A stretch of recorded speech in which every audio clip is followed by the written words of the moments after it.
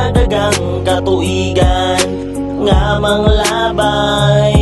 Basta salig lang kanunay ang Ginoo, pirmi nagbantay. Sampit lang kay naar siya mo gabay. Padayon dasig laban ug salig sa tanang pagsulay sa Ginoo, kaangay mo sandig bisan sa kadagang problema nga mga naligid. Dili taangay mabala ka dapat murag para matulid sa kalisod nga imong nasinatian. Daghan pang tao nga ikaw gitamak-tamakan, pero basahon na to pirmi na tong timanan. Dito sa kasulatan paubos lang yun na kaysa Diyos kita bulahan. Pagsulay angay gapon kang mulahutay, bisan padagang katuigan nga manglabay. Basta salig lang kanunay ang Ginoo, pirmi nagbantay. Sampit lang kay naar siya mo gabay.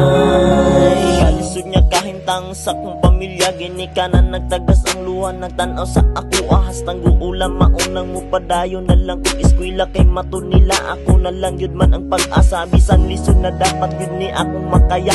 Kay gipakita na ko alang dito sa ilaha, kay gusto ko makabawi sa ilang pag-atiman sa ako. Ang maunang nilig yun ko dapat magluya-luyai ang pura sa Ginoo, kay siya ang mo protekta. Wala mang yun tao nga perfecto, pasalamatan ang tao naghatag o positibo. Likayan ang mga negatibo, labi na ang tao basta taas o garbo. Uabot man ang pagsulay angay gapon kang mulahutay, bisan padagang katuigan nga manglabay.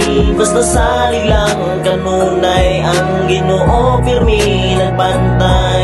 Sampit lang kay naar siya mo gabay. Uabot man ang pagsulay angay gapon kang mulahutay, bisan padagang katuigan nga manglabay. Basta salig lang kanunay ang Ginoo, pirmi nagbantay.